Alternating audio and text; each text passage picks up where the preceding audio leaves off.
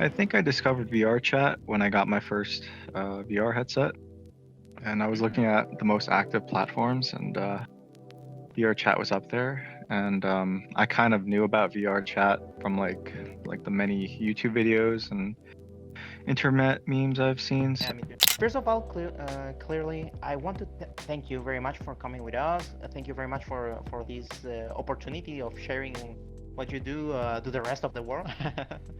so, mhm. the first thing I'd like to ask you is your background, professionally speaking, your studies, for example. Yeah, so I have a dual background in economics and computer science. I have a bachelor's degree in economics from the University of Texas at Austin, and I have about 20 courses in computer science at a local community college. Um, from professional working experience, I worked as a financial advisor for the city of Austin in the energy department, and I've worked as a healthcare client consultant at a large healthcare insurance company after I graduated college for about 2 years. Add what you have done already, combining economics and computer sciences in virtual reality, man. And I see very big things coming in that domain in the following years. I don't know if you think this, but I think things are going just to explode completely. Yeah, I think the two fields are quite interesting and they complement each other in a lot of unique and interesting ways. So clearly, what will be your ideal job? I think that's an interesting question because I think when I graduated college, I thought about, do I want a job, do I want a career, or do I want a vocation? And when I kind of look from the perspective of when I'm retired and in my late 60s, I look at my 20s asking, would I want to work at a company where I fill a very specific niche role, or would I want to work at something more experimental and something more daring in the most groundbreaking technology possible to kind of create new services and products that other people would find useful? What I would look for is a vocation that allows me to experiment with different ideas and different prototypes, um, having a lot of freedom and flexibility to fail in the process of trying to create something successful, and kind of a position uh, that isn't really afraid to try something new and push a product or service out there that would help improve people's lives.